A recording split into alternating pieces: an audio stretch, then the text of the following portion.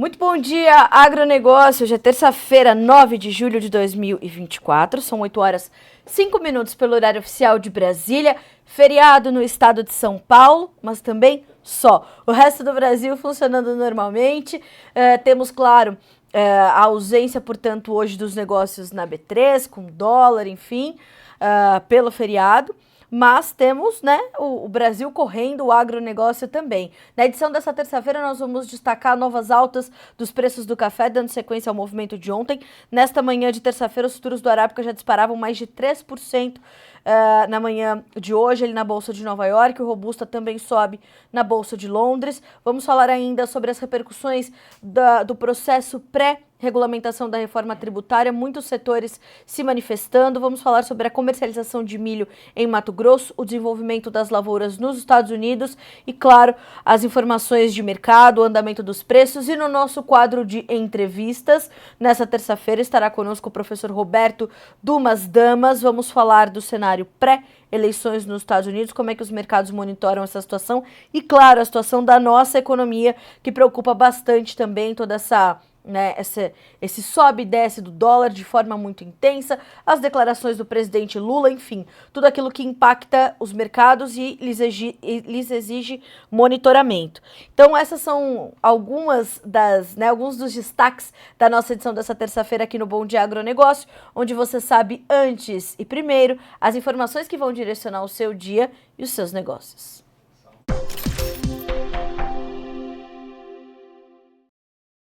Bom, vamos direto então às cotações, aos preços na Bolsa de Chicago. Para começarmos, a soja sobe timidamente 0,2%, 11 dólares e 50 centos por bushel no contrato agosto. O mercado trabalha com bastante estabilidade depois da despencada de ontem, né? Perdeu forte, perdeu quase 2%, isso vale para os grãos todos, que ontem também recuaram de forma agressiva. O milho foi quem liderou as baixas, hoje também trabalha com tímido ganho, mas bem próximo da estabilidade, 0,03% de alta, são 3 dólares e 93 centos por bushel. Ontem, os preços do milho perderam o patamar dos 4 dólares e assim vão caminhando, bem como os vencimentos mais alongados da soja, referentes à safra nova dos Estados Unidos. O trigo tem uma alta pequena também, de 0,3%, são 5 dólares e 71 centos por bushel nesse momento. Ainda na Bolsa de Chicago, hoje quem lidera as baixas, ao contrário do que aconteceu ontem, que foi o farelo, no complexo soja, hoje é o óleo. O óleo tem 1,8% de baixa, o primeiro contrato tem 47 centos mais 40 por libra-peso. O farelo, este cai 0,3% para valer 320 dólares e 60 centos por tonelada curta. Lembrando que no farelo a gente tem uma pressão adicional da Argentina, que vem esmagando bastante soja, mas com uma comercialização de farelo ainda bastante contida. Na Bolsa de Nova York, para soft commodities, apenas quem sobe é o café, e sobe forte, 3,7% de alta agora, 2 dólares mais 43 por libra-peso. O açúcar, 19 centos mais 95 por libra e uma baixa de 0,9%. O algodão, 71 centos mais 1 por libra-peso e uma baixa tímida de 0,06%.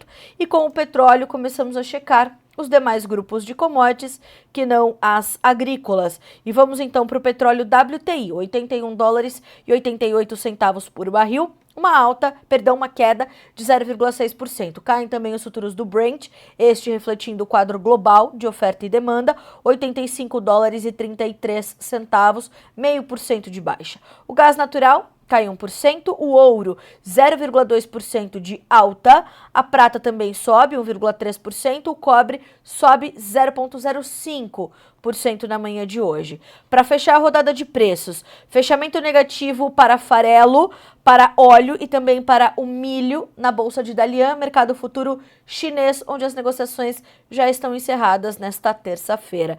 Então temos ali, para complementar a rodada de preços, uma rápida análise de Eduardo Vanin para combinar financeiro com fundamentos, que eu diariamente divido com vocês. Bolsas em leve alta no Ocidente. Jeremy Powell vai falar hoje ao Senado, todos esperam um discurso mais dovish. Petróleo em queda, o furacão Beryl não deve afetar por muito tempo as refinarias americanas. Bolsas na China em alta, com expectativa de novos estímulos e reformas. A China irá celebrar o terceiro plenário do Partido Comunista nos dias 15 a 18, então Dali saem sempre informações importantes, né, dessa convenção do Partido Comunista. Onda de calor nos Estados Unidos e leste europeu, inundações na China, redução do excesso de chuvas para o norte dos Estados Unidos e oeste do cinturão. Futuros agrícolas continuam caindo. Na China, as commodities agrícolas encerraram o dia com forte queda. Ivanin nos lembra ainda que o indicador Exalc do milho segue testando as suas mínimas de 10 meses. Bom, são 8 horas e 10 minutos pelo horário oficial de Brasília. Checamos os preços em andamento agora. Hora da gente checar as manchetes nas nossas notícias da manhã.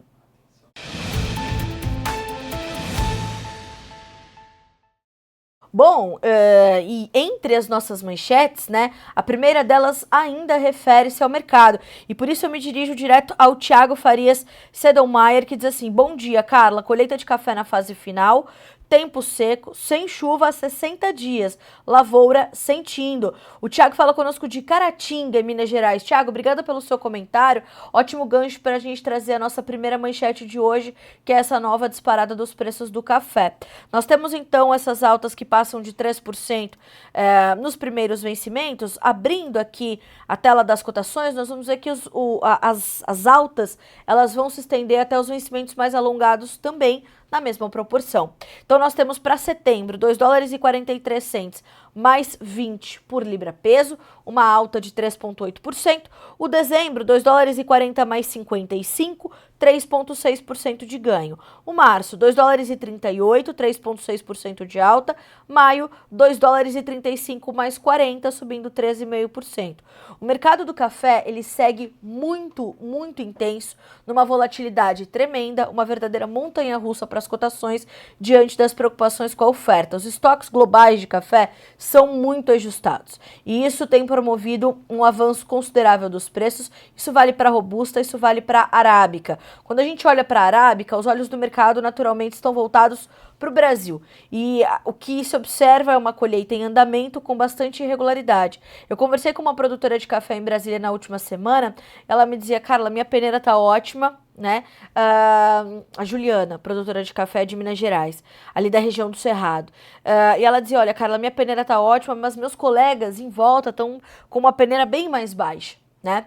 Então, essa irregularidade na safra brasileira, apesar dela estar correndo num ritmo mais acelerado do que em anos anteriores, ela aponta para essa ainda insegurança, essa incerteza sobre a oferta, enquanto a demanda, tenho falado bastante sobre isso, enquanto a demanda ela está muito presente e sinalizando alguns ganhos, se nós olhamos ali para uma situação de China, por exemplo, né? A China aumentando o seu consumo de café e olha muito para o café do Brasil. Então, nós temos uma relação desequilibrada e curvas de preços que vão se encontrar em picos, né?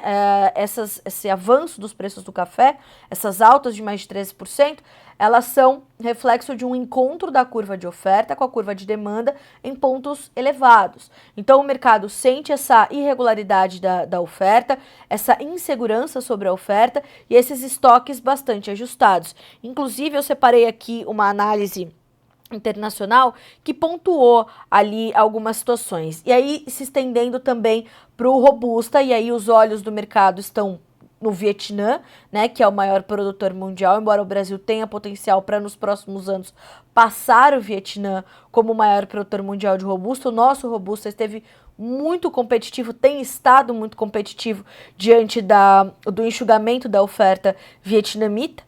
Então, nós temos ali um movimento de preços que reflete muito dessa condição. O que dizem as análises internacionais, né? Os comerciantes dizendo que o ritmo de exportações do Vietnã permanece lento, com a oferta do maior produtor mundial de Robusta preparada para permanecer restrita até a próxima colheita, que só ganha ritmo em novembro. Há um forte interesse de compra para o final de 2024 e início de 2025 no Vietnã. Com isso, os preços à vista dificilmente cairão e à vista ainda mais refletem essa oferta ajustada. Não tem café nesse momento, os preços vão subir, né? Os traders ainda afirmam que a colheita do Robusta na Indonésia estava lentamente começando a se acelerar um pouco mais, esperando uma melhoria significativa em comparação à safra passada. Bom, para o Arábica, há um destaque aqui para esse clima favorável e, de fato, as condições de clima para a colheita estão boas nesse momento, mas como há uma incerteza, de novo, muito grande, né, essa insegurança muito grande sobre a oferta, inevitavelmente há uma dificuldade. Nesse momento, o que se observa é uma ausência de novidade, né? Não há um fator novo que venha a estimular as cotações do café nessa proporção. O que já se conhece é o suficiente para continuar a ser um combustível muito eficiente para a alta dos preços. E claro que isso combinado a um dólar ainda alto, apesar dos ajustes dos últimos dias, vai formar preços melhores para o cafeicultor brasileiro. Vamos checar as cotações, como terminaram ontem, o dia, para a gente ter essa base de comparação, essa referência e partirmos para as nossas próximas notícias. Mas claro que hoje, ao longo do dia, tem informações fresquinhas para você sobre o mercado do café, que vai sendo atualizado o dia todo. Bom, ontem o indicador CPEA para o Arábica fechou com uma alta de 0,9% para R$ 1.402,49 por saca. O indicador CPEA para o Robusta, R$ 1.257,54, com uma alta de 1,7%, subindo até mais do que o Arábica, portanto, ontem os preços. Tipo 67, bebida dura, vamos ter algumas referências ali. Os preços oscilaram ontem entre R$ 1.340, como foi o caso de Poços de Caldas, em Minas Gerais, subindo 1,5%, até R$ 1.430 ou 35, como é o caso de 1.430 para Franca, interior de São Paulo, 1.435 em Minas Gerais, a região de Patrocínio. Vamos checar rapidamente o cereja descascado. E nós temos ali variando as cotações, os indicativos, entre R$ 1.430 e R$ 1.495. R$ 1.495 com 2,05% de alta em Campos Gerais, em Minas, e 1.430 também em Minas, na região de Poços de Caldas. Para fechar, mercado físico do Robusta ou do Conilon. Nós temos então referência para Espírito Santo, o Centro do Comércio de Café de Vitória, o tipo 78, R$ 1.207 por saca, uma alta de 0,8%. E para o tipo 8 ou o tipo 7 da Cooperativa Agrária dos Cafeicultores de São Gabriel, R$ 1.220, ontem registrando uma alta de 2,5%. Então, o mercado do café ainda muito sustentado, dando boas oportunidades, mas, claro, precisa gestão e estratégia de comercialização para aproveitar esses momentos, né? O produtor precisa não só observar e assistir essa alta acontecer, precisa participar do mercado com gestão e estratégia. São 8h18 pelo horário oficial de Brasília. Os negócios estão acontecendo não só para o café, mas também para o milho, apesar da pressão sobre as cotações. Na nossa segunda manchete dessa terça-feira, nós destacamos as informações do IMEA, o Instituto Mato Grossense de Economia Agropecuária, que aponta um avanço da comercialização do milho na safra passada, na atual e na futura. Então, sinal de que os produtores mato-grossenses também estão investindo em gestão e estratégias de comercialização. O IMEA divulgou um relatório apontando atualizações sobre a safra de milho no estado. O levantamento destaca que as vendas de milho da temporada 2023-24 avançaram 9,2 pontos percentuais no estado, chegando a 45,4% da produção estimada. E abre aspas para o IMEA, esse cenário se deve à valorização de 1,3% no preço médio em junho de 2024, que ficou em R$ 38,43 por saca, e pela necessidade dos produtores de fecharem negócios, uma vez que as vendas deste ciclo estão 26 pontos percentuais atrasadas em relação à média histórica. Bom, para a safra passada, ainda tem milho 2022-23 do Mato Grosso para ser vendido e houve um aumento de 1,2% em relação ao último mês e chegamos a 98,4% da produção de milho do estado da última temporada sendo registrada. Mesmo assim, a comercialização também segue atrasada em relação à média dos últimos 5 anos, período no qual as negociações já estavam finalizadas.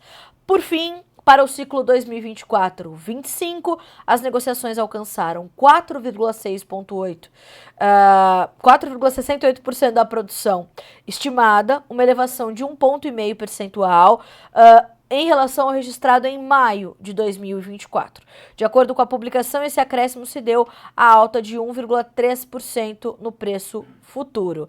Esses números mostram que o produtor já entendeu que está num ambiente, está num cenário onde os preços do milho já assumiram esses patamares mais baixos, os preços estão sendo pressionados, em especial pela chegada da nova oferta, pela chegada da nova safra com o avanço da colheita da segunda safra, que hoje é a principal safra brasileira.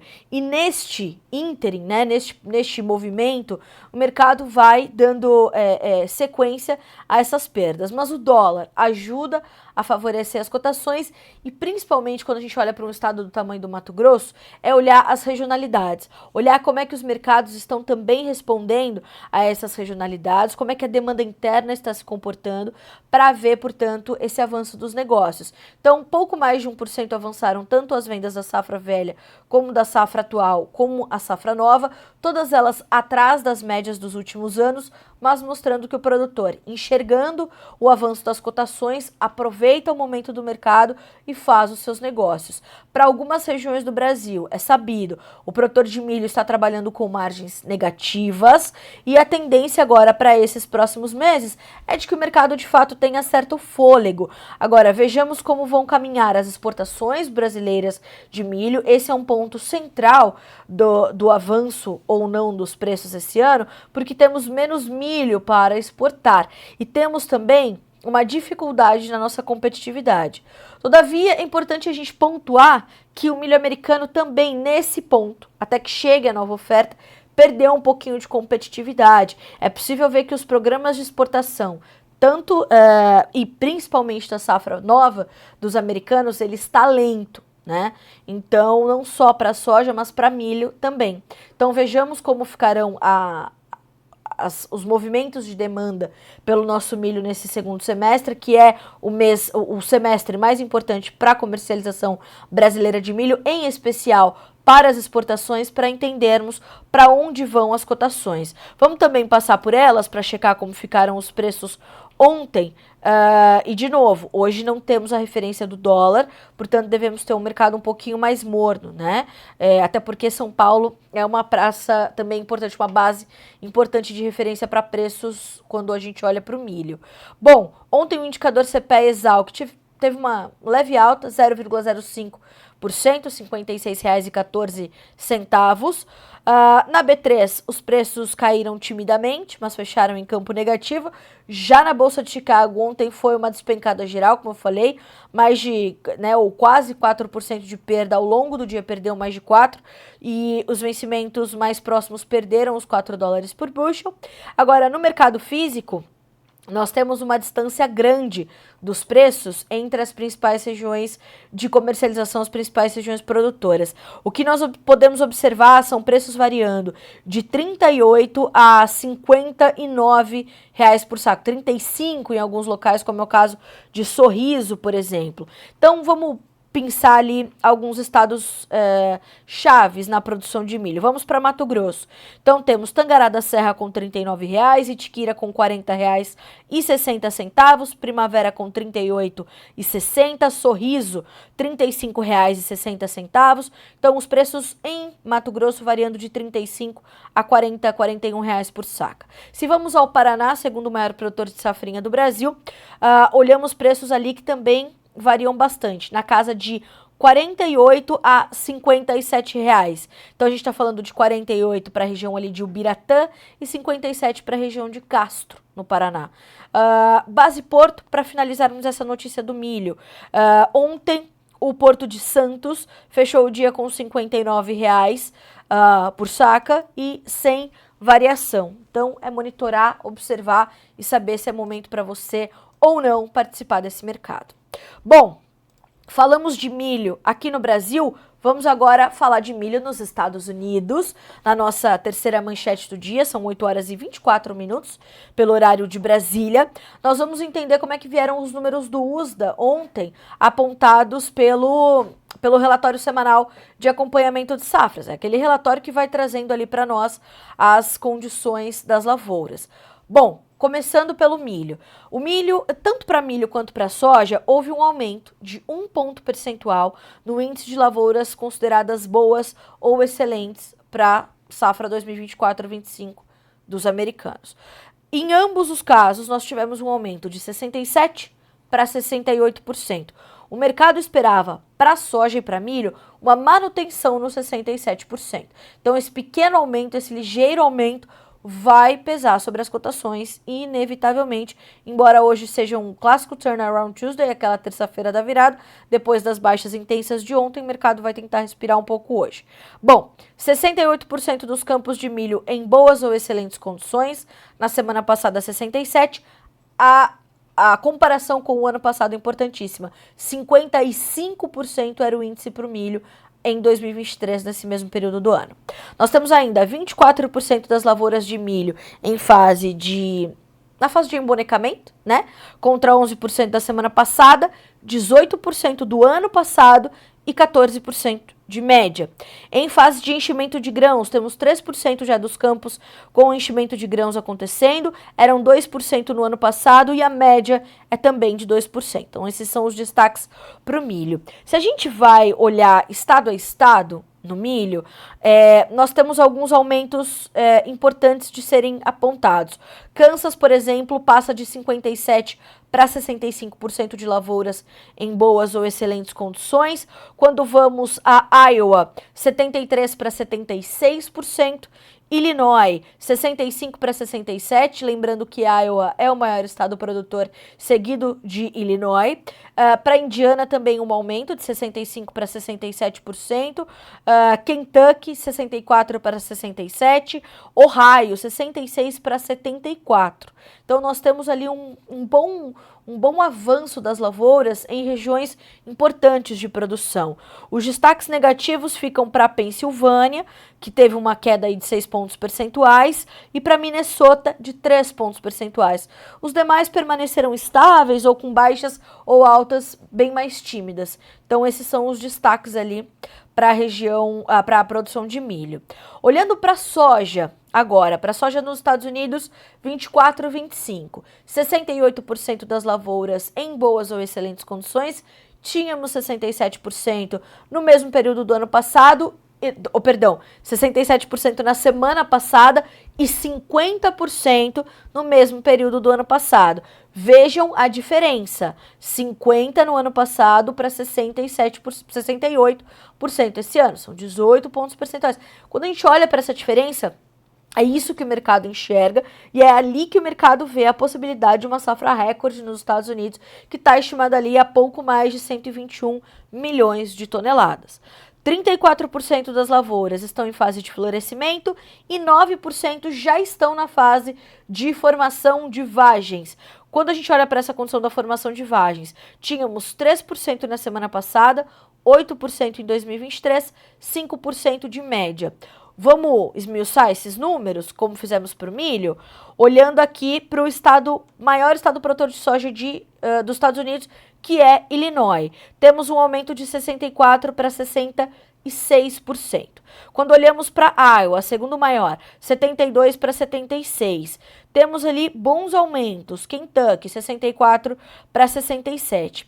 Diferente do milho, todavia, nós temos alguns estados a mais que registraram uma diminuição nessa classificação. Estou falando do Mississippi, estou falando da Carolina do Norte, da Dakota do Norte, da Dakota do Sul, do Tennessee, o Wisconsin subiu também. E um outro destaque bem positivo, Ohio, 63% para 73% de lavouras em boas ou excelentes condições, um aumento de 10%.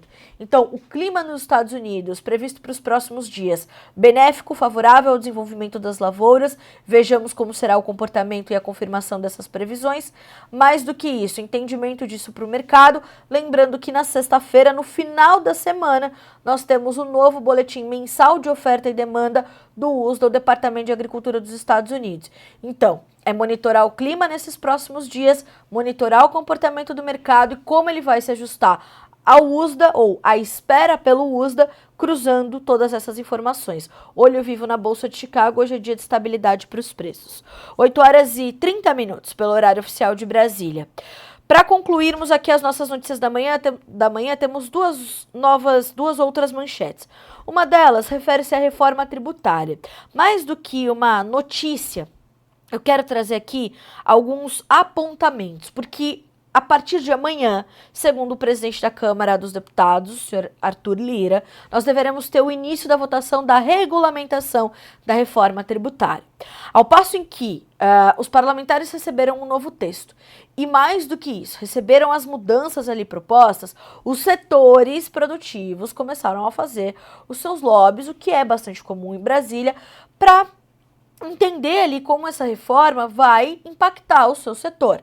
Claro que quando olhamos para o agronegócio brasileiro, o ponto mais debatido é a questão da cesta básica. O que entrou na cesta básica, o que não entrou na cesta básica. Vamos recuperar, então, deixa eu ver se eu posso prometer isso, né? Porque eu estava ali colhendo informações ontem ao longo de todo o dia. Então, os itens propostos para a cesta básica: arroz, leite, manteiga, feijões, raízes e tubérculos, cocos, café, óleo de soja, farinha de mandioca, farinha, grumos e sêmolas de milho, farinha de trigo, açúcar, massas, pão do tipo comum. Bom, quando se olha para isso, a primeiro ponto de atenção, cadê a carne, né? Então, o setor de proteínas animais já se manifestou de forma bastante intensa. Então, a BIEC já se manifestou, a BPA já se manifestou, a Associação Brasileira das Indústrias Exportadoras de Carne, a Abrafrigo já se manifestou, a Associação da Indústria Brasileira Frigorífica, também a Associação Brasileira de Proteína Animal. Então, todos esses setores estão pleiteando ali que as carnes, que as proteínas animais estejam incluídas na cesta básica e que elas possam ter a isenção tributária. Qual é o entendimento dos especialistas em relação a isso? Ao passo em que você tributa a comida, tributa alimento, isso é algo que não deveria nem estar sendo discutido. Comida não deveria ser tributada. Essa é a visão dos especialistas e isso significa menos consumo, porque vai refletir naturalmente em preços mais altos lá adiante para o consumidor final. O varejo vai ter de repassar esse custo mais alto e vai chegar para o consumidor brasileiro, para a família brasileira, uma comida mais cara. Isso é inevitável. Aquilo que não estiver dentro da cesta básica, né, ela vai ter essa situação. Tem toda aquela condição ali do cashback e tudo mais, enfim. A Associação Peixe BR também pleiteia e entende que hoje os pescados estão ali na mesa do brasileiro como um alimento bastante comum e também bastante acessível, e outros setores também vieram se manifestando. A ASEBRA, por exemplo, a Associação das Empresas Cerealistas do Brasil, se manifestou na pessoa do seu presidente, o senhor Jerônimo Gergen, dizendo que eles querem uma concorrência leal, visto que há o ato cooperativo, né, por conta ali das cooperativas que vão ter ali algum benefício. Nós temos ainda o Ibraflor, por exemplo, querendo que as flores sejam considerados como itens hortícolas. Temos a ABIOV, a Associação Brasileira das Indústrias de Óleos Vegetais, também se manifestando e colocando em pauta aquilo que pesa para a indústria, que vai refletir em preços mais caros de óleo de soja, portanto. Então percebam que há, nesse momento, um cenário de, primeiro, necessidade de entendimento e porque todos esses setores estão se manifestando e estão bastante reticentes em aceitar o que está no texto até este momento. Porque, o texto é pouco claro. Número 2, a palavra estimativa no texto é muito frequente, o que mostra que nada é certo e, portanto, a insegurança é muito grande. E a terceira coisa, e talvez o ponto mais grave dessa reforma tributária até esse momento, que é, de novo eu digo, urgente e legítima, mas ela precisa ser consistente e robusta, né, para que haja uma solução desse manicômio tributário que é o Brasil, nós precisávamos olhar para o IVA, né, que pode chegar até 26,5%. E há uma garantia de que não ultrapassará os 26,5%, sendo o IVA uma base de cálculo importante para demais tributos e para os setores entenderem quais serão as suas cargas tributárias. No entanto, não está no texto, de forma garantida, que não irá se superar os 26,5% do IVA. Então, quando não se sabe o real valor desse IVA, o real e determinado valor desse IVA, a base de cálculo para os tributos fica incerta, insegura, e é isso que faz com que os setores se manifestem de forma tão intensa. Vejamos como essas manifestações acontecerão. Eu sugiro que vocês revisitem, e hoje, depois do Bom Dia Agronegócio, tem a reprise do programa Conexão Campo Cidade, que ouviu o diretor técnico da CNA, o senhor Bruno Luque, e também uma representante da OCB, que eu vou buscar aqui nesse minuto para vocês. A Ana Paula Ramos, que é gerente jurídica da OCB, falando sobre a reforma tributária e os impactos para o agronegócio. E ao longo do dia, claro, nós vamos trazendo mais notícias, atualizando as informações.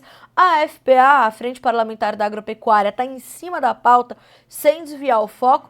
Então vai ser uma semana agitada em Brasília. Vamos acompanhar. Mas, claro, acompanhe as manifestações dos setores para entender como a reforma tributária impacta diretamente no seu dia a dia. 8h35 pelo horário oficial de Brasília. Para fechar a nossa rodada de notícias aqui. A Bolívia, então, será o novo membro do Mercosul, né, o bloco econômico do qual faziam parte somente Uruguai, Paraguai, Argentina e Brasil. Então, a Bolívia entra como quinto elemento, e a entrada da Bolívia como Estado membro pleno do Mercosul deve ser o momento mais importante da cúpula de líderes do bloco, realizado em Assunção, no Paraguai. Então, essa entrada oficializada da Bolívia acontece aí de forma bastante importante, né? Primeiro porque traz ali uma força para o bloco, né? Um bloco um pouquinho mais robusto. Tem ali enfim, uma chegada importante, mas também é possível perceber que a Bolívia chega, incorpora-se ao Mercosul, mas ainda com uma dificuldade muito grande de ver o Mercosul se desenvolver, o Mercosul se modernizar principalmente. E olha só, Lula falou à imprensa depois dessa situação, né, se reuniu com os chanceleres, trouxe a sua perspectiva e destacou mais uma vez a ausência de Javier Milei, presidente argentino. A Argentina foi representada pela sua embaixadora, e o que Lula diz em relação a Javier Milei, né, que quem perde são os argentinos, que é uma bobagem imensa, mas, de outro lado, Javier Milei, condizente com suas ações e com sua postura política, né, com sua linha editorial, afirma, não vou me encontrar com este senhor, e assim é que a gente vai tocando por aqui. Então, temos a entrada oficializada da Bolívia, portanto, no Mercosul. Vejamos quais serão os desdobramentos, mas mais do que isso, que a gente quer ver é uma modernização do Mercosul, que novas relações comerciais e diplomáticas sejam feitas, fortalecidas, e isso favoreça toda a economia do bloco, de uma região do país, do mundo, onde é completamente importante para o desenvolvimento do restante do planeta, né? Ali, nesses países do Mercosul, estão concentrados potenciais muito importantes que podem ser melhor trabalhados para que haja o impacto disso para o restante do globo. Então é muito importante o que acontece a partir de agora, mas precisa de um olhar mais moderno, né, menos empoeirado em relação ao Mercosul. São 8h38 pelo horário oficial de Brasília. Quero agradecer aqui as mensagens que temos recebido. Bom dia para o César Rufato, da Agroterra de Ibiporã, no Paraná. Bom dia também para o Aguinaldo Peron. Bom dia, chuva aqui nesse momento em Carapó, Mato Grosso do Sul. Obrigada. Bom dia também para o Jonathan Freitas, para o Alberto Tesmer, para o Joel Alves, para a Dona Eliana, pessoal da Comercial 4 Nutritec. Bom dia, aqui em Estrela, Rio Grande do Sul, né? Dia seco, porém 3 graus hoje. Eita! Mercado do milho firme, R$ 71,00 por saca, 65, belo preço. Quem tá na região de Estrela, atenção, hein? Mercado de milho ainda tá dando boas chances, é importante acompanhar. Bom dia pro Edson Lessa, de Ubiratã, no Paraná. Pro Cleudismar Rodrigues, bom dia, Itumbiara, Goiás. Girassol sendo colhido em Goiás com rendimento da lavoura menor por questões climáticas, faltou chuva, mas ainda assim gerando resultados positivos. Obrigada pelas informações, Cleudismar. O que você faz? Faz um vídeo da sua colheita de girassol e manda para nós aqui no Bom Dia Agronegócio, né? É simples você participar. É fazer um vídeo e mandar para nossa equipe com nome, sobrenome, cidade, estado, numa mensagenzinha ali no WhatsApp. O número está aparecendo aqui na sua tela, 19 997670241, 19 997670241, e nós vamos aqui ampliar o alcance da sua informação, o alcance do registro do seu trabalho, como os registros que nós vamos divulgar agora, que nós vamos compartilhar agora para você acompanhar as realidades do Brasil que produz. Acompanhe.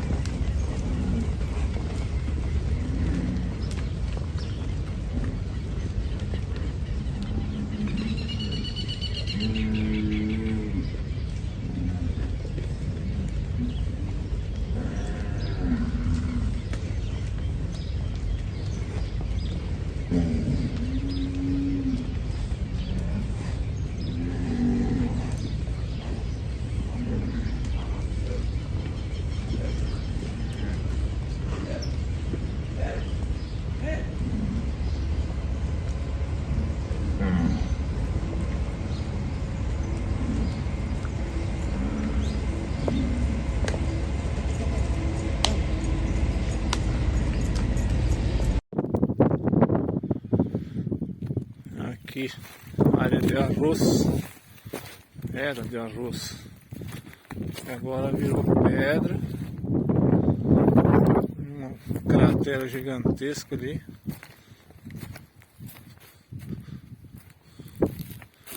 Aqui vai anos e anos e anos para conseguir consertar uma parte disso aqui, né? Aterro lá com uns 3 metros de altura, a água pulou por cima passou por baixo também no bueiro. Fez essa baita lagoa aqui.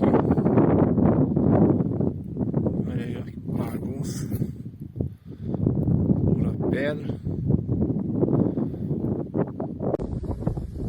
Fala aí, galera do Connection, passando aqui para dar um rápido update aí para vocês da situação aqui no oeste de Nebraska. Essa noite passada a gente teve um evento bem forte de granizo, como vocês podem ver.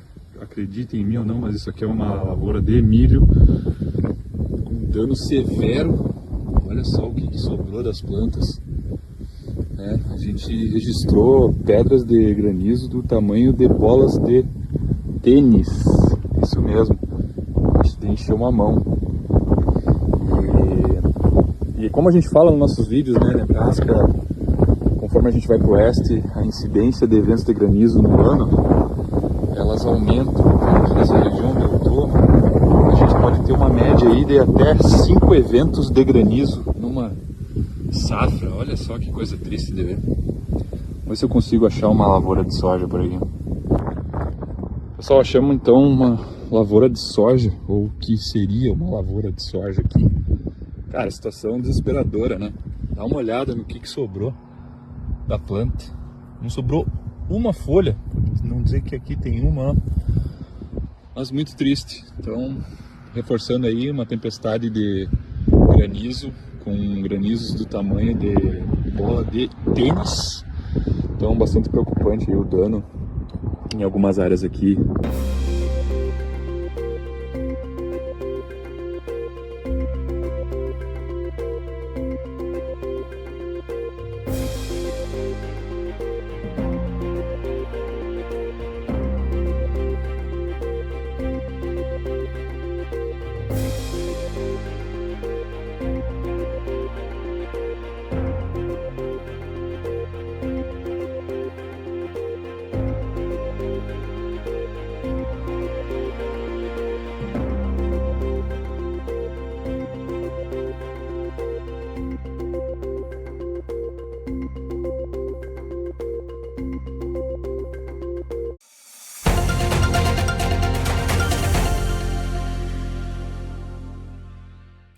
Bom, continuem enviando os seus vídeos, continuem enviando os seus relatos, é importantíssimo que nós possamos ampliar o alcance das informações de vocês. E como eu sempre falo aqui no Bom Dia Agronegócio, quando vocês trazem esses relatos, só vocês conseguem trazer a perspectiva de vocês para nós, né? E a gente mostrar isso para o mercado, mostrar para os consultores, para os agrônomos que estão acompanhando, né? Para toda a audiência, não só do Bom Dia Agronegócio, mas dos outros quadros, dos outros programas do Notícias Agrícolas. Então faça o seu relato e mande para nós. O importante é só chegar a mensagem com o nome, sobrenome, cidade e estado para, darmos o crédito às suas imagens e 2, podermos localizar a situação. Bom, hoje é feriado no estado de São Paulo e nós não temos ali a referência da B3, não temos a referência do dólar, o que não quer dizer que amanhã a montanha-russa que está a economia brasileira vai ser retomada, isso é um fato. Até porque há uma série de inseguranças, de incongruências que os mercados estão monitorando, não só aqui, mas também nos Estados Unidos. Então, para a gente combinar algumas informações, né, do que está acontecendo aqui dentro, com o que está acontecendo lá fora, pré-eleição, inclusive presidencial, a gente convidou para estar conosco Roberto Dumas Damas, professor do INSPER, economista, e já está conosco, então, o professor no nosso quadro de entrevistas aqui no Bom Dia Agronegócio.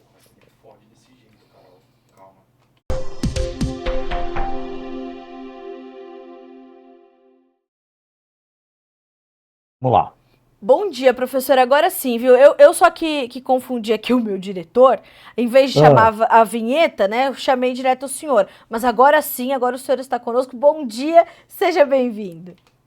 Bom dia, é um prazer estar com vocês, com seus ouvintes nesse feriado aqui, mas dependendo da idade a gente acaba acordando mais cedo, bem mais cedo, e já estou na ativa aqui, dona Carla. Nós por aqui também, professor.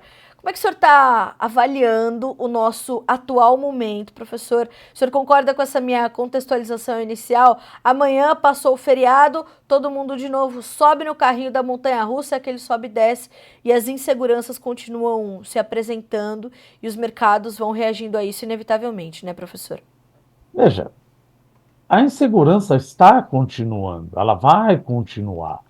A gente acha que porque teve algum corte, achando que teve algum corte, talvez o câmbio possa não depreciar. Mas vamos analisar tecnicamente, sem viés ideológico, se é que alguém acha que vai ter algum viés ideológico. Primeiro, existe, assim como existiu desde que começou, rumores de isolamento do Haddad. O Rui Costa, Gleisi Hoffmann, todo mundo, de certa maneira, apunhalando o Haddad por trás. Inclusive até mesmo o Congresso, quando tirou a remuneração do PIS/COFINS. Segundo, a verborragia do Lula em relação ao Campos Neto, esse cidadão e a autonomia do Banco Central. Gente, pelo amor de Deus, o Banco Central manda na meta Selic, que é uma taxa de juros de 1 ano.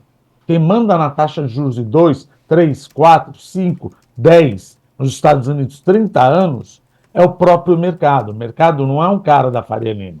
O mercado somos nós, que investimos nosso dinheirinho, como a gente sempre já falou aqui, em fundos de investimento, meu fundo de garantia por tempo de serviço, eu não, porque já sou aposentado, o INSS, meu seguro de vida, tudo esse dinheiro que a gente coloca nesses investimentos são investidos em títulos públicos.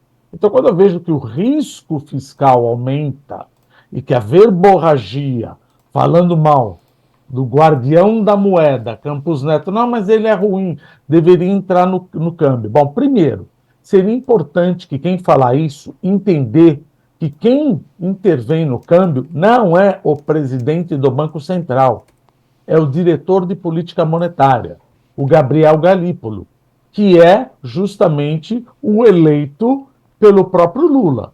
Não sei se a turma de lá do PT já sabe disso. Coitado dele quando descobrirem. E quem mexe no câmbio é o Galípolo, não é o Campos Neto. Então vamos pelo menos brigar com a pessoa certa. Outra verborragia. Quando Lula falou que quando tivermos um novo Banco Central, a taxa Selic vai cair mais rápido, e que é isso vai cair mais rápido? Ele vai querer intervir, como a Dilma falava?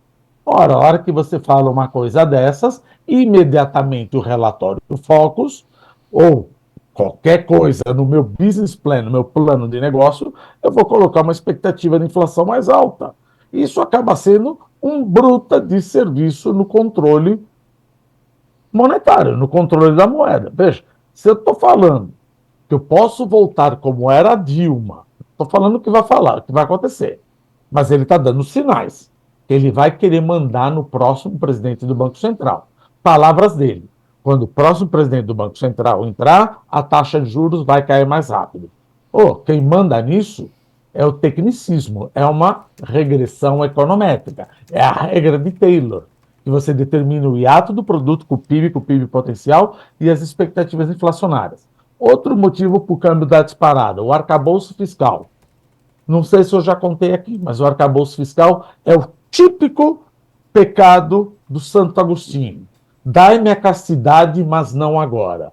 Prometo que lá em 2027 eu vou ter um superávit primário. Tá bom, mas e por enquanto? Não, por enquanto eu vou ter um déficit ou um equilíbrio de zero. Balela! Nos últimos 12 meses, cara, nós tivemos um déficit primário, que é quanto o governo arrecada menos quanto o governo gasta, excluindo o juro da dívida pública, de 2,44%. O governo vai falar que ele vai zerar esse déficit até o final do ano. Ou seja, ele precisa fazer uma economia de 2,25%, praticamente. Qual é a probabilidade disso acontecer? Praticamente nenhuma. Ele diz que vai cortar 25 bilhões, olha, pasmem, de despesas fazendo um pente fino. Meu Deus do céu, vocês já estão aí há 1 ano e meio e não foi feito nenhum pente fino. Despesas obrigatórias que a gente não sabia que existia, que eventualmente são falcatruas e que nós vamos cortar. 9 mil ou 6 mil beneficiados do BPC, pensionistas que não mereciam receber esse benefício, vão ser cortados. Puxa vida, você já deveria ter feito isso no começo, no primeiro dia do mandato. Agora, você vai fiscalizar 6 mil a 9 mil pensionistas de forma rápida e ver se tem alguma inconsistência para cortar 25 bi? Ora, boa sorte. Nós precisamos cortar 225 bi, não 25 bi.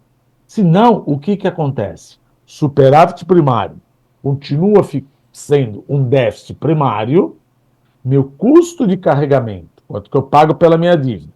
Por quê? Quanto maior a minha dívida, mais juros, não tem nada a ver com o Campos Neto, mais juros eu peço. Veja uma NTNB, nota do Tesouro Nacional. Já estamos pedindo 6,25 mais IPCA. Não é o Campos Neto que fala. É o Tesouro que faz leilão de título público e nós, que tomamos calote. Não estou dizendo que o governo atual vai dar calote. Mas, em 1980 a 1994, nossa inflação foi de 12 trilhões percentuais. Meu pai gostava de comprar letra do Tesouro Nacional, pré-fixada. Será que eu ganhei 12 trilhões percentuais? Ou o governo prometeu uma coisa, emitiu moeda, não, também é o caso agora, emitiu mais moeda, a inflação veio e eu não ganhei isso. Ou seja, isso é calote. Calote disfarçado. Depois, demos calote da dívida externa em 82. Demos outro calote em 87, tivemos o plano Collor, quebramos em 1998 e 1999. Não quer dizer que eu vá dar calote, mas não quer dizer que eu goze da mesma credibilidade que os Estados Unidos e Japão. Existe uma probabilidade de calote, que ela não é 100%, mas certamente é maior. Então, por isso que muita gente, desonestidade intelectual, ou barbudinhos raivosos, como a gente sempre fala, mas a dívida dos Estados Unidos... Sério mesmo, cara pálida, que você está comparando a dívida dos Estados Unidos com a dívida do Brasil? Quem seria o melhor credor? Olha a desonestidade intelectual. Mas a internet permite que todo mundo tenha uma opinião e absolutamente uma opinião acertada.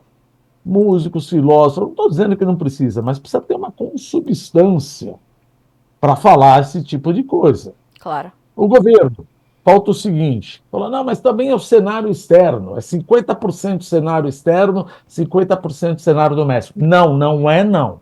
Até anotei aqui o estudo. BRCG Consultoria. perdoe se eu estiver falando alguma bobagem aqui, fizeram um estudo que no primeiro semestre desse ano o câmbio depreciou 80% devido a fatores domésticos e 20% a fatores internacionais. Então o câmbio depreciou muito mais por culpa nossa, muito mais para verborragia. Ah, mas o Banco Central poderia intervir. Nem precisou intervir. Quando o Lula falou, agora eu vou falar só de arroz e feijão, o câmbio caiu de 5,70 para 5,45, 5,50. Só parar de falar que vai se meter na política monetária, quem se mete na política monetária é o presidente do Banco Central e a autonomia justamente para isso, para tentar evitar o populismo em época de eleição, como aconteceu em 2015 e 2016, falar abaixa o juro que o país cresce. Gente, pelo amor de Deus, eu não estou falando 1520, eu não estou falando de 1640, estou falando 2015 e 2016. A Dilma fez o Tombini baixar os juros na marra, a inflação foi para 10% e meu PIB caiu 3,5% num ano e 3,6% no outro. Quer dizer, não aprendemos nada, não esquecemos nada. E ainda dizem que é um ataque especulativo. Discordo diametralmente.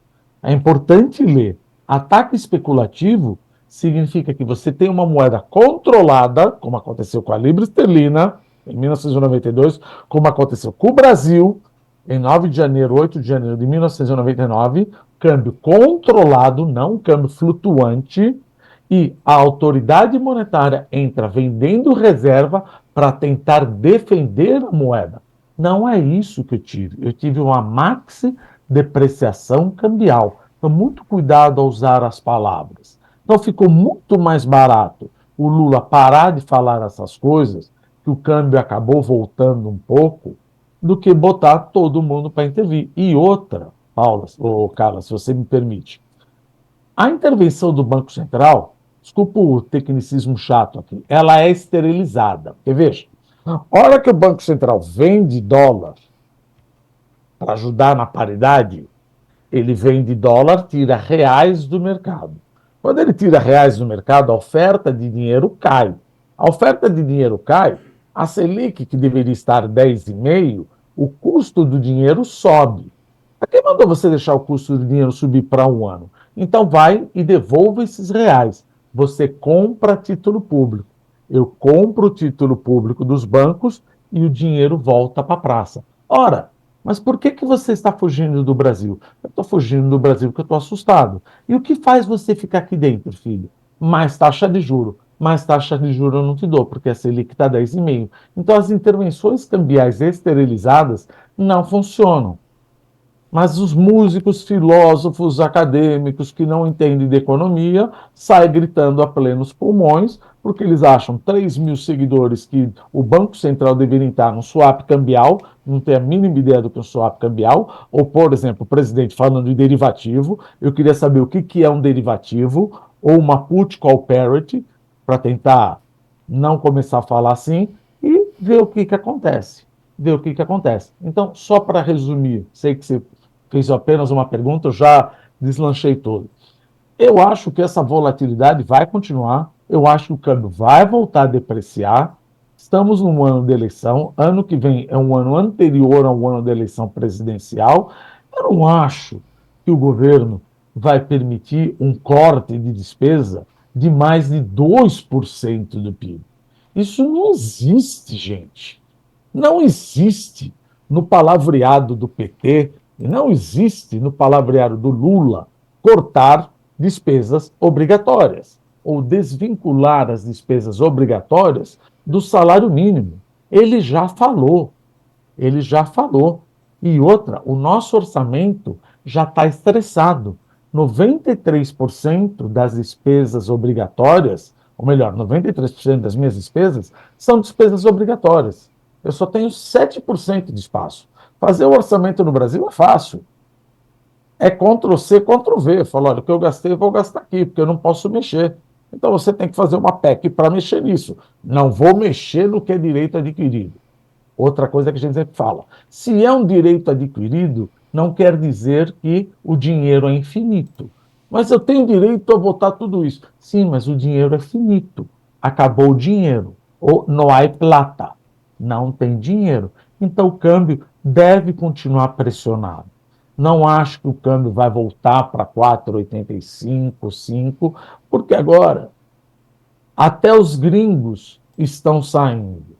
Eles já perceberam, gente, é melhor eu colocar o dinheiro na Índia, colocar na Malásia, colocar eventualmente na China, no México, do que no Brasil. O Brasil foi a bola da vez no primeiro ano do Lula.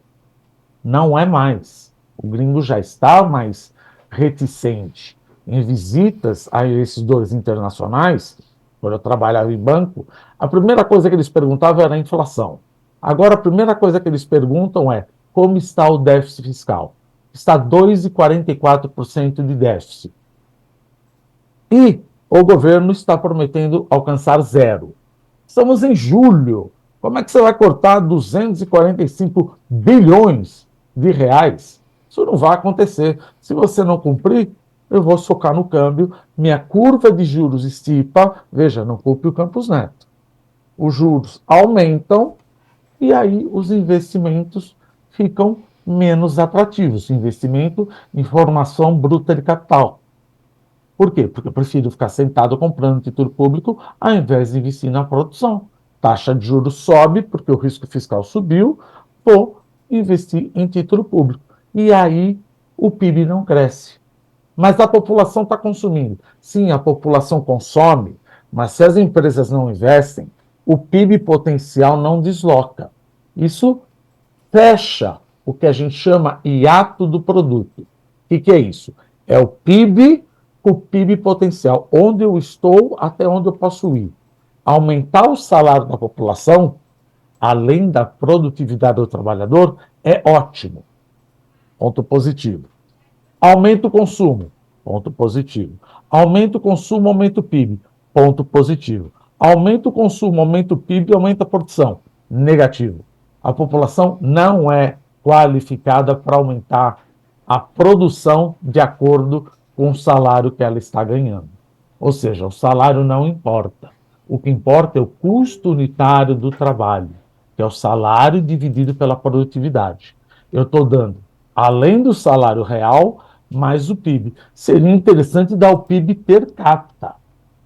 Por exemplo, Carlos, de 1996 a 2022, ó, até tirando o governo, hein? Outros governos. O salário mínimo, pasme, subiu 90% em termos reais, além da inflação. Será que a produtividade do brasileiro ficou 90% melhor? Tirando o agronegócio, a agroindústria. Não, não ficou. Ora, então eu acabo mandando embora. Por isso que eu não vou ter um índice de desemprego da ordem de 3,5%, 4%, 4,5%, como é os Estados Unidos. Vai ficar 6,5% e 7%. Puxa, mas não dá para cair o desemprego? Não, porque isso vai bater na inflação de serviço. Eu não tenho gente qualificada. 43% da minha população não tem acesso ao ensino secundário. Como a minha mão de obra é cara, eu não contrato. Vou contratar só quem é qualificado. Puxa, mas está faltando mão de obra. Está tendo escassez de mão de obra. Paga mais, importa que você controle a inflação. Serviço eu não consigo importar. Por isso que eu tenho uma inflação de serviço. É só ler a ata do Banco Central. Agora, vai falar uma coisa delas para quem já tem toda a narrativa pronta. Como dizia o saudoso Paulo Francis, não deixe os fatos mudarem a sua pronta opinião, Carlos. Professor, é até difícil, né, a gente fazer outras perguntas, porque o senhor traz uma análise tão completa. Falei tudo. Não, mas é muito interessante observar como o senhor conecta as coisas, porque isso deixa bastante claro para nós que não trata-se mais de uma questão ideológica, mas de uma questão completamente técnica, né? E que se alguém não frear essa verborragia do presidente... vamos só ladeira abaixo. De tudo que o senhor apontou, o que mais lhe preocupa, professor, é essa combinação dessa verborragia do presidente, mais essas possibilidades de intervenção no Banco Central, essa ameaça à autonomia do Banco Central, que é algo muito, muito recente no Brasil? Eu acho que verborragia vai chegar uma hora, vai ser do tipo, deixa ele falar, não tem o que fazer. Mas veja, ele é o presidente do executivo. Então são duas coisas que me preocupam que a gente tem que ficar de olho.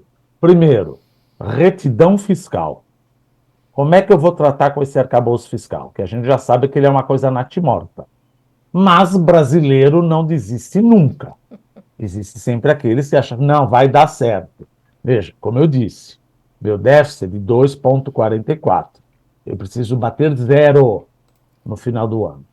Senão eu vou ter contingenciamento de despesa.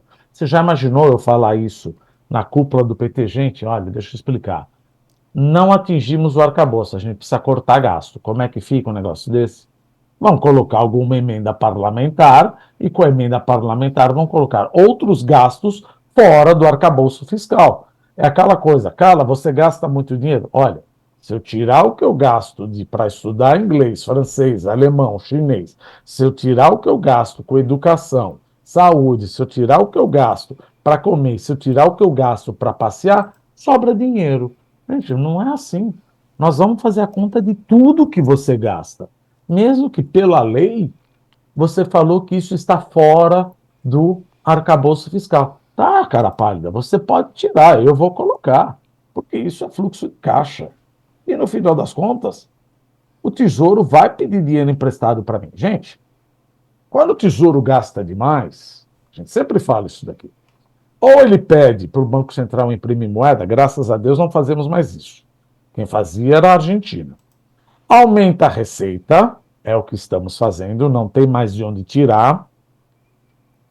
Ou pedimos para o setor privado emprestar dinheiro para o setor público. Por isso que chama efeito deslocamento. Você desloca a poupança do setor privado, que iria para investimento e formação bruta de capital, e esse dinheiro vai para o setor público para financiar a dívida pública. Mas por que você faria isso? Porque o Tesouro está pagando mais taxa de juros. E eu não tenho projetos que remunerem mais do que o governo está me oferecendo. O governo, quer queira, quer não, ele é uma tampa na minha cabeça. Ele é tido como risco zero. Veja, se eu ganho inflação mais 6,5 e 7, eu preciso de um projeto, que eu vou ter que correr risco, que vai me pagar inflação, mas pelo menos 8 a 10%. Então fica mais difícil buscar projeto. Então não é melhor a gente ficar sentado? Olha o efeito deslocamento. Desloca dinheiro do setor privado para o setor público. E aí o que acontece? Consumo cresce, investimento para, bato na parede do PIB potencial, o que acontece? Sobe a inflação. Por isso que o Banco Central já está falando. Gente, é só ler a ata do Banco Central. Inflação de serviços está pegando, porque o mercado de trabalho está aquecido. Estamos chegando no PIB potencial. O consumo está subindo por causa da renda, mas a produtividade não permite esse salário tão elevado. Ah, mas eu ganho pouco. Claro, todo mundo ganha pouco. Outro dia eu peguei um aluno e falou, mas o salário não consegue sustentar 4 filhos. Mas não é para sustentar. O salário tem que ser de acordo com a tua produtividade. Eu não sei onde tem um rocket science, uma ciência de foguetes aqui.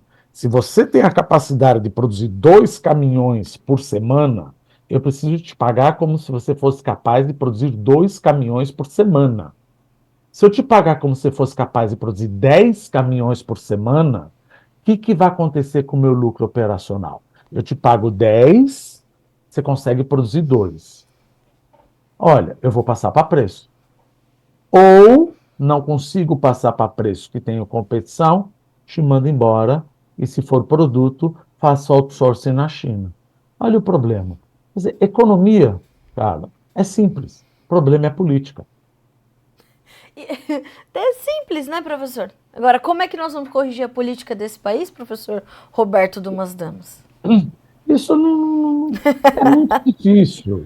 Isso é muito difícil. É que a gente fala, olha, não adianta bater cabeça, não adianta bater panela, não adianta falar fora isso, não adianta brigar no WhatsApp da família, não adianta entrar no Natal, soltar a bomba. E aí, quem vocês votaram? E que nós, economistas, nós profissionais, nós fazemos? Nós precificamos. É a única coisa que a gente tem que fazer. Porque o mundo, agora filosofando, você vai brigar das 8 da noite às 8 da manhã, com a família, sai na rua, bate panela, 8 da manhã você vai ter que sentar o teu chefe, você empresário, etc., fala, bom, e agora? Como é que eu vou ganhar dinheiro? Ah, mas eu odeio. Eu sei que você odeia, você já falou, você passou 12 horas gritando. Como é que eu vou ganhar dinheiro agora? O que vai acontecer com o câmbio? Eu acho um absurdo. Eu já ouvi, nós já entendemos. Você não gosta. Mas o que você poderia fazer, você já fez. Votou. Ah, mas o voto. Tá, mas é o que tá. O que nós podemos fazer para ganhar dinheiro? Nosso trabalho é ver a análise, ou melhor, ver o cenário, analisar, precificar e colocar isso no meu plano de negócio. Devo investir mais? Para onde vai o dólar? É por isso que a gente busca tirar a ideologia. Fala, não me importa quem está lá. Eu votei no Cabo Daciolo. Pronto, acabou a brincadeira. Vamos dizer assim, votei no Cabo Daciolo. Não interessa quem você votou, deixou de votar, quem você gosta ou não gosta. 8 horas da manhã, a gente vai precisar trabalhar. E eu preciso precificar. Ah, mas será que se ganhasse esse ou aquele, eu ia precificar do mesmo jeito. Eu preciso ganhar dinheiro, preciso sustentar minha família.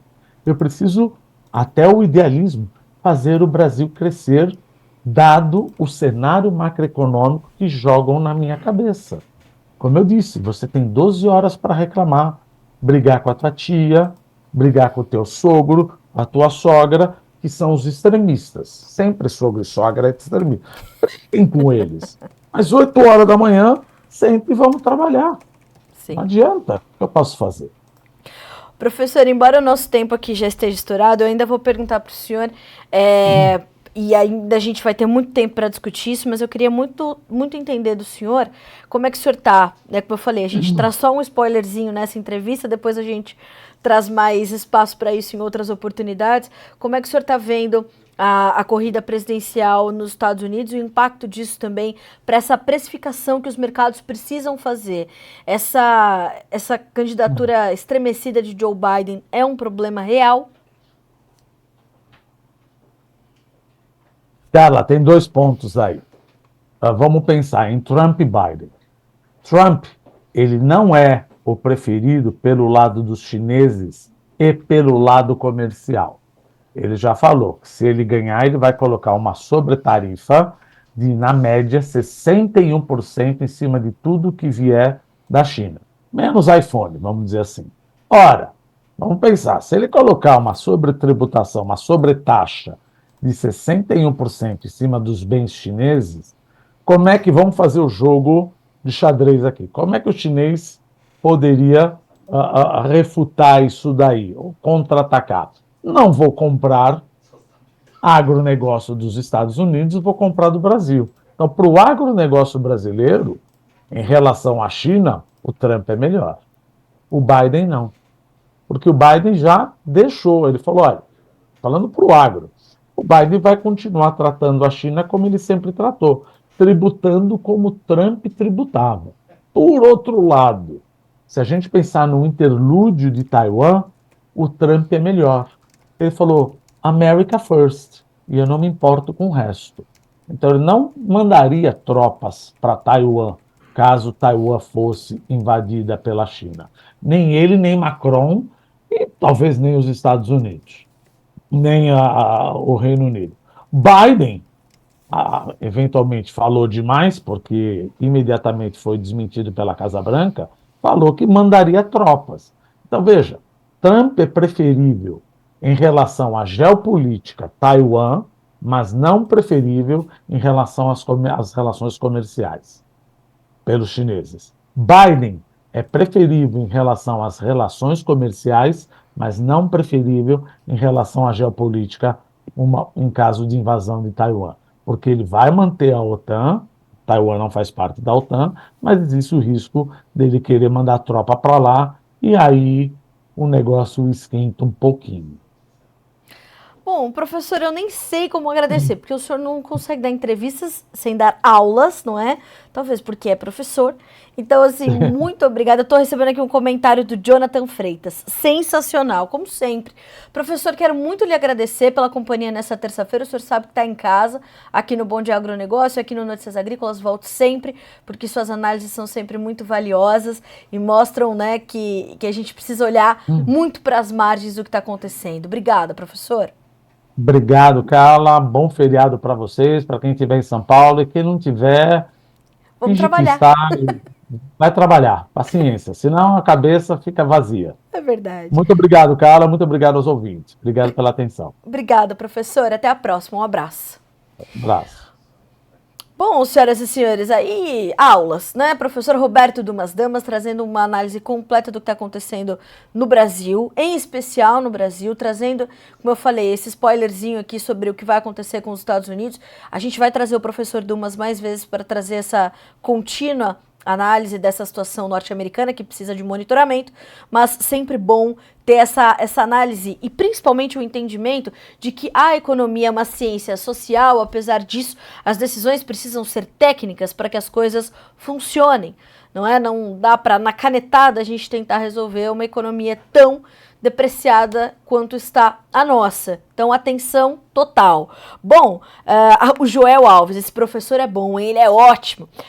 9 horas e 15 minutos, senhoras e senhores. Obrigada pelas mensagens, obrigada aqui pelas colocações, pelos registros. Continuem participando. O Bom Dia Agronegócio é feito por nós, mas principalmente por vocês. Então, amanhã, a partir das 8 horas da manhã, estamos de volta com a nossa abertura de mercado, com o nosso Bom Dia Agronegócio, pelo Notícias Agrícolas, pela Rádio Agro Hoje e pela TV Clima Tempo. Boa terça-feira, bons negócios. Até amanhã.